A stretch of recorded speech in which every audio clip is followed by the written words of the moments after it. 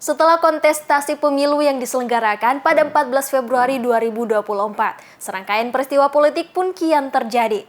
Ketua Umum Partai Nasdem Surya Paloh memilih menerima hasil rekapitulasi pemilu 2024 yang disampaikan oleh Komisi Pemilihan Umum Republik Indonesia.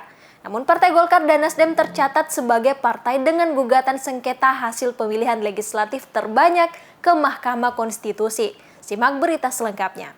Ketua Umum Partai Nasdem Surya Paloh secara resmi menyatakan dukungan partainya terhadap segala upaya dalam mencari keadilan terkait hasil pemilu 2024, termasuk hasil pemilihan presiden wakil presiden yang dimenangkan oleh pasangan calon Prabowo Subianto, Gibran Rakabuming Raka.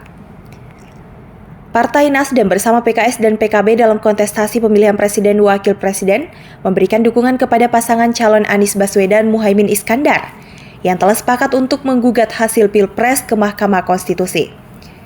Dalam konferensi pers yang sama, Surya Paloh mengumumkan penerimaan partainya terhadap hasil pemilu 2024, termasuk hasil pemilihan presiden wakil presiden, dengan mengucapkan selamat kepada pasangan nomor urut 2, Prabowo Gibran. Reaksi Nasdem terhadap hasil pemilu ini dianggap sebagai hal yang wajar oleh Endang Sari SIP MSI, seorang dosen politik dari Universitas Hasanuddin. Menurutnya, dalam politik adalah lumrah bagi elit untuk melakukan manuver dalam setiap peristiwa politik yang terjadi. Keputusan Nasdem merupakan keputusan internal partai yang terpisah dari posisi calon presiden dan calon wakil presiden yang akan menggugat hasil Pilpres. Ia menyatakan bahwa para peserta pemilu memiliki 3 pilihan dalam merespon hasil pemilu 2024, yaitu menerima, menolak, atau abstain, tidak menerima, dan tidak menolak.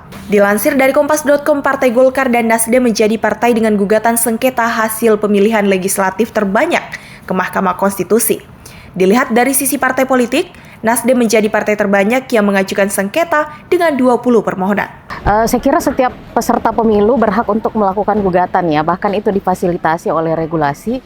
Di Undang-Undang 7 2017 itu pasangan calon presiden dan wakil presiden berhak untuk melakukan gugatan perselisihan hasil pemilu terkait hasil yang diumumkan oleh KPU. Kita tahu bersama bahwa ada 3 hari yang diberikan waktu, tanggal 21, 22, dan 23, dan itu waktu yang diberikan oleh konstitusi bagi pasangan capres dan cawapres yang kemudian tidak merasa puas dengan hasil dan kemudian mereka diberikan kesempatan mengajukan sengketa.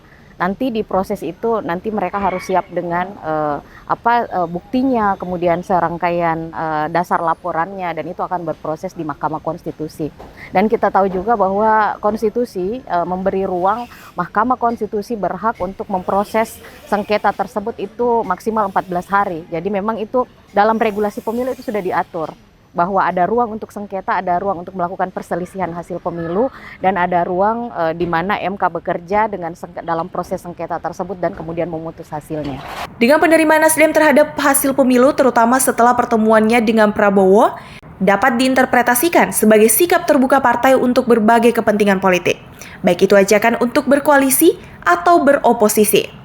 Namun, menurut Endang, dengan terbukanya Nasdem untuk pertemuan tersebut, hal ini juga dapat diartikan sebagai sikap terbuka untuk dilibatkan dalam koalisi pemerintahan. Iya, jadi kita sudah melewati proses pemilu dan kita dari pengumuman KPU yang sudah disampaikan, kita tahu bahwa pemilu tahun 2024 hanya berjalan 1 putaran.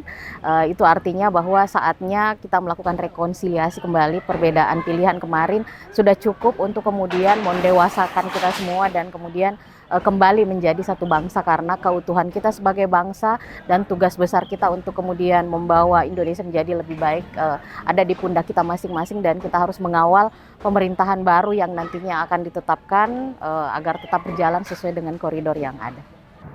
Rahmatia, Andi Muhammad Syafrisal, Unhas TV.